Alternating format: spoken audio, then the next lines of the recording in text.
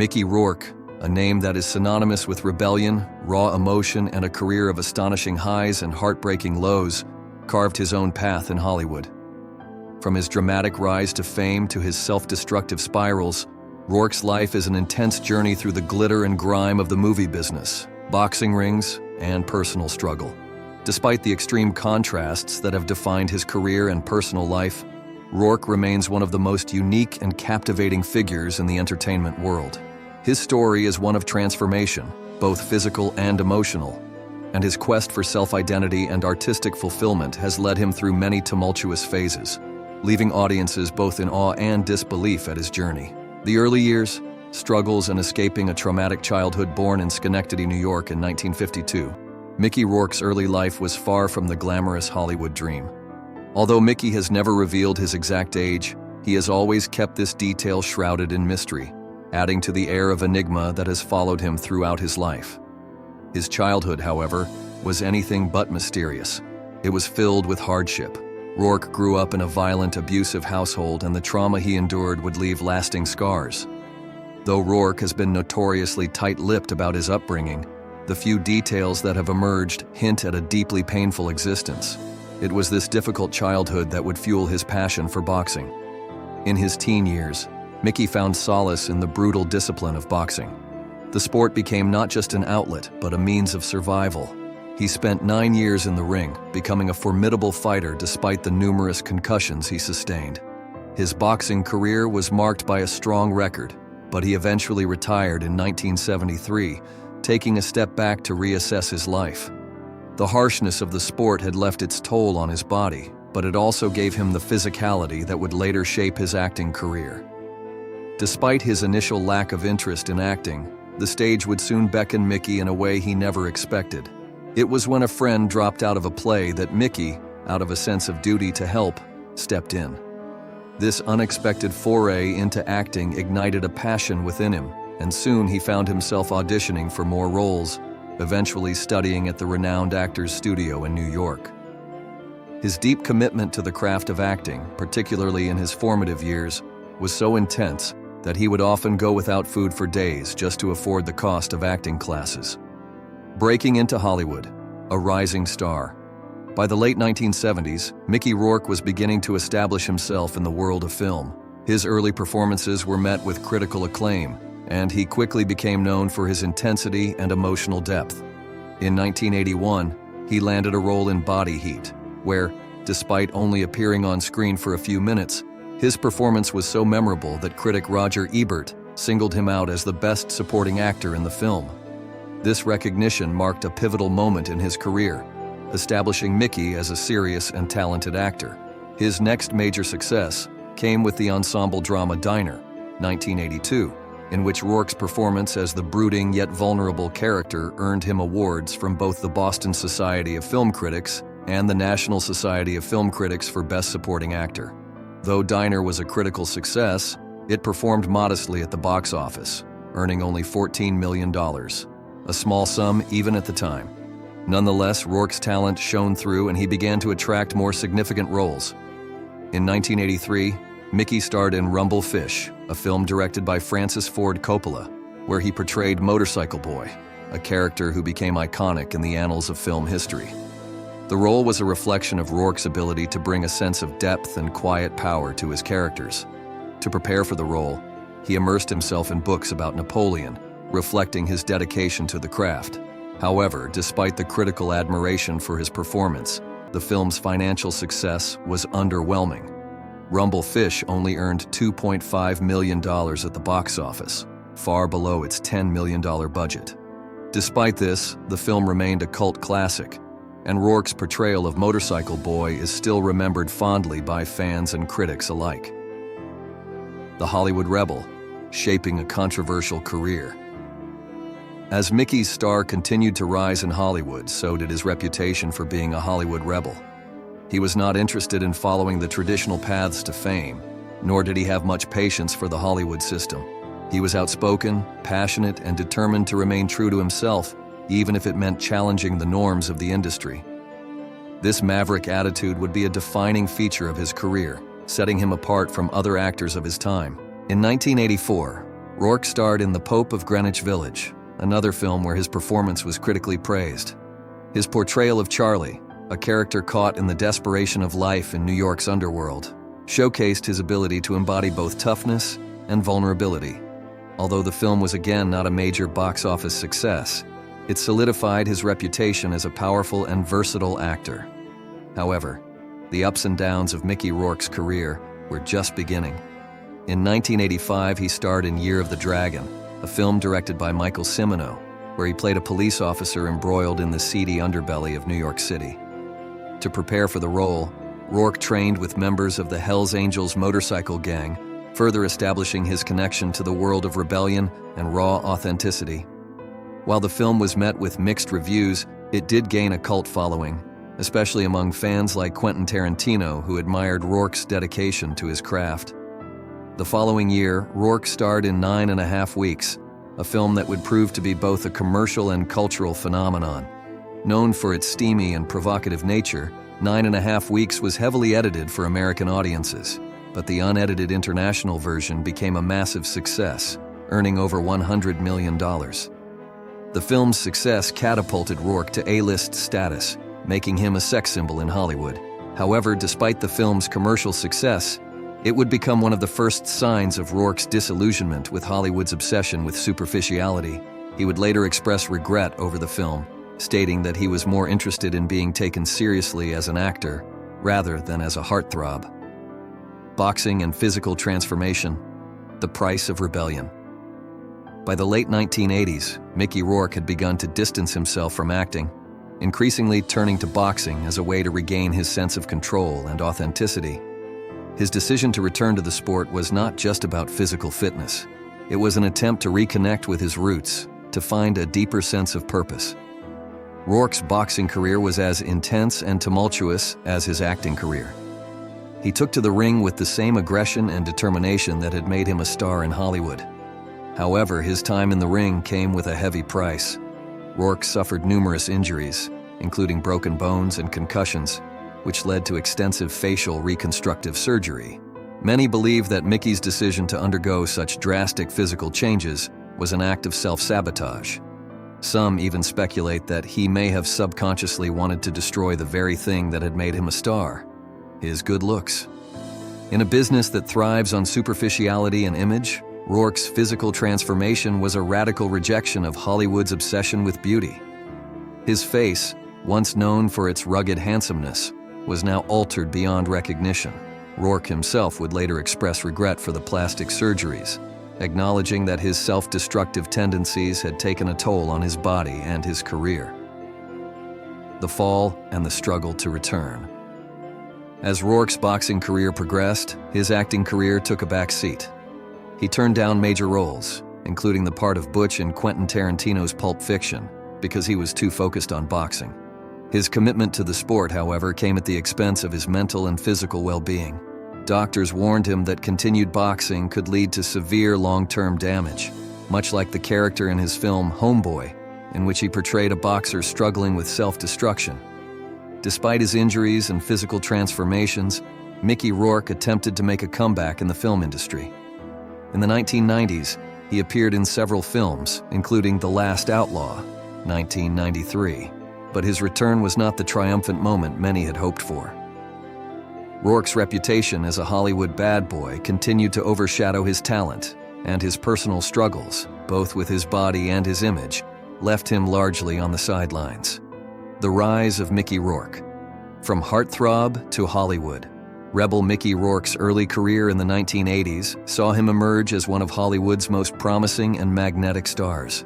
Known for his rugged good looks and intense screen presence, he quickly made his mark with roles that showcased his raw talent and emotional range. His breakout performance came in Body Heat, 1981, but it was his portrayal of the tortured boxer in The Pope of Greenwich Village, 1984, that truly solidified his status as a rising star.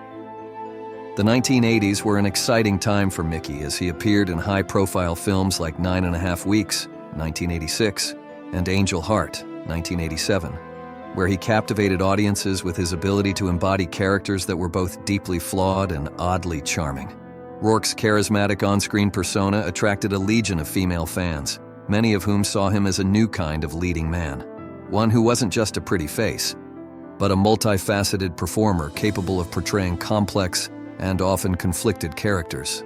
However, behind the scenes, Mickey was already beginning to face the pressures of fame and the toll it would take on his personal life. In the late 1980s, he started making headlines not only for his movies, but for his tumultuous behavior and increasingly erratic lifestyle. As his career soared, his personal struggles began to surface, often overshadowing his work. The struggles and setbacks, a shift in Hollywood's perception. In the early 1990s, Rourke's once promising career began to take a significant downturn. His love for boxing, which had begun in his youth, led him to take time off from acting to pursue a professional career in the sport. While he was passionate about boxing and believed it offered him a more authentic path, it came with a cost, physically and emotionally. His face, once considered a symbol of Hollywood beauty, was left scarred and disfigured from his boxing career. This change in his appearance, along with a growing reputation for being difficult to work with, led to a decline in leading roles and major studio films. Despite these setbacks, Mickey continued to work. He appeared in a string of films throughout the 1990s, but most were either poorly received or failed at the box office. These included Exit in Red, 1996, an erotic thriller, and Double Team, 1997, where he played the villain opposite basketball legend Dennis Rodman. While the latter film gave Mickey a chance to showcase his comedic chops, the movie's lackluster performance at the box office did little to revitalize his career. He also tried his hand at writing, penning the script for Bullet, 1996, a film he starred in alongside his close friend Tupac Shakur. However, despite his creative efforts, the film also failed to make an impact. During this time, Mickey's reputation for being hard to handle only grew. He had a reputation for being volatile on set, and his confrontational behavior made it difficult for many directors and producers to work with him. A brief resurgence, small roles, and cult classics. By the late 1990s, Mickey was relegated to smaller supporting roles, but he managed to find some success in films that were more niche or cult classic in nature. Director Vincent Gallo cast him in Buffalo 66, 1998, where Mickey played a ruthless bookie in one of his more unconventional roles. Despite the film's modest success and critical acclaim, it didn't do much for Mickey's mainstream career. However, it marked an important turning point, as Mickey began to embrace supporting roles that allowed him to showcase his depth and versatility, even if it meant stepping away from the spotlight. In 1997, director Francis Ford Coppola offered Mickey a role in The Rainmaker, where he played a shady lawyer in a movie based on a John Grisham novel. This role helped to re-establish Mickey's credibility as an actor, though it was clear that Hollywood had moved on from his leading man days. Still, Coppola's trust in his talent remained, and this film was a reminder that Mickey still had something to offer. Other notable supporting roles came in Animal Factory, 2000, where he played a transvestite inmate in a film directed by Steve Buscemi. Despite this being a minor part, Mickey's nuanced performance earned praise. His friendship with Buscemi would prove to be instrumental in keeping his career afloat. He also appeared in Get Carter, 2000, where Sylvester Stallone insisted on having Mickey as his co-star. Stallone even put up part of his own salary to secure Mickey's involvement, highlighting the mutual respect between the two actors. The Comeback, a new beginning in the 2000s. The new millennium brought fresh opportunities for Mickey Rourke. In 2001, he starred in The Pledge, directed by Sean Penn, where he played a grieving father. His performance was lauded for its emotional depth and complexity, signaling that Mickey's acting skills were as sharp as ever. At this time, Mickey began to shift his focus back to acting, determined to overcome the demons that had plagued him for much of his life.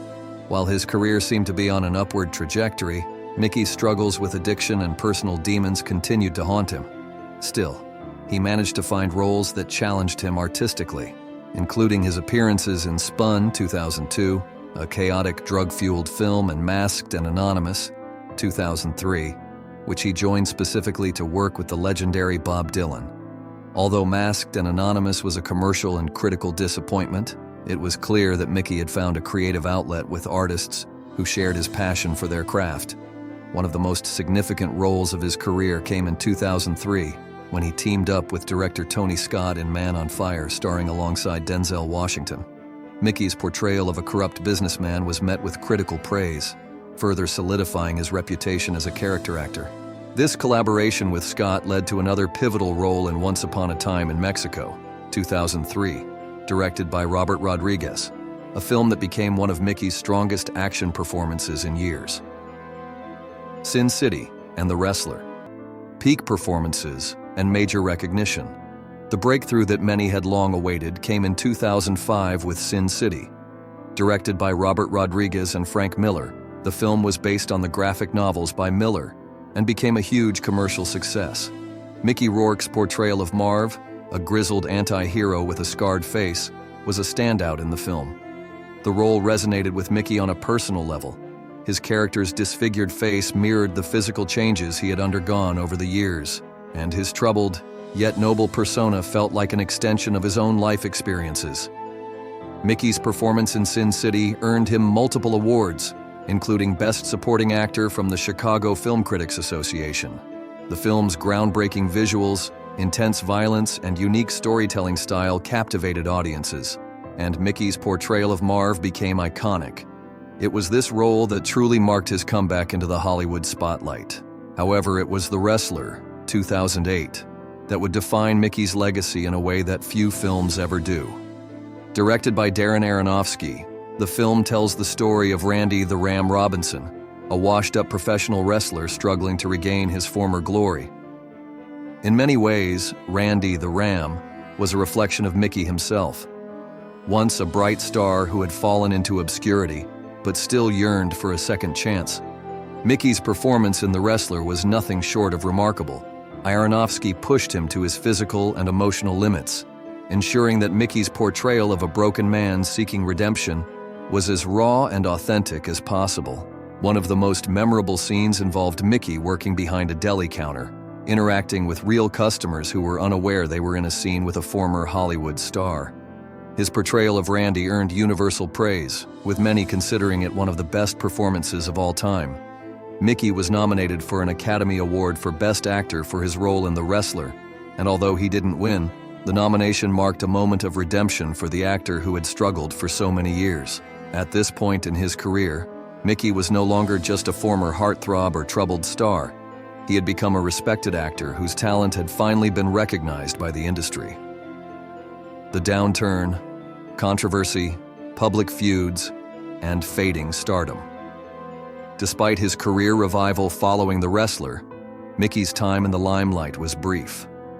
His public criticism of his role in Iron Man 2, 2010, significantly strained his relationship with Marvel and the film's producers. Mickey had worked hard to bring depth to his character, Whiplash, even visiting a Moscow prison to understand the mindset of Russian criminals. However, when much of his work was cut from the final film, leaving him with a one-dimensional villain, he became outspoken in his dissatisfaction. His criticism, while understandable given his dedication to the role, led to strained relationships within the industry, and many filmmakers became wary of working with him. This period of outbursts and public feuds tarnished his reputation once again. In 2010, Mickey joined the ensemble cast of The Expendables, a film directed by Sylvester Stallone, who had been a longtime supporter of Mickey. However, the following years saw Mickey appearing in a string of lackluster films, such as Passion Play 2011, Immortals 2011, and The Legion 2014, all of which failed to resonate with audiences or critics. Despite these setbacks, Mickey's career continued in the realm of direct-to-video films, where he starred in low-budget projects that garnered little attention. He did, however, return to the Sin City franchise in A Dame to Kill For, 2014, but the sequel was a disappointment, struggling to capture the magic of the first film and failing to meet expectations at the box office. A man of many faces. Mickey Rourke's legacy. Mickey Rourke's journey through Hollywood has been anything but conventional. From the young heartthrob of the 1980s to the scarred anti-hero of Sin City, his career has been marked by personal struggle, self-doubt, and moments of brilliance. While his reputation as a difficult actor and his tumultuous personal life have often overshadowed his work, it's impossible to deny the impact he has had on cinema. As Mickey enters his 60s, he continues to work in film with several projects in production. His legacy as one of Hollywood's most unpredictable and compelling actors remains intact, despite the many challenges he has faced both on and off screen. Mickey Rourke's life and career mirror the roles he has played, a man who has endured, reinvented himself, and refused to be defined by his past. Today, Mickey Rourke may not be the heartthrob he once was, but his raw talent and ability to transform into complex, often broken characters have earned him a place in the pantheon of great actors. His journey is a testament to resilience, proving that even in the face of adversity, an actor can still find redemption and a chance for a comeback, even if that comeback doesn't always fit the narrative others expect. Mickey Rourke's story is far from over, and as long as he continues to act, fans and critics alike will eagerly watch as he continues to evolve, both as an artist and as a person.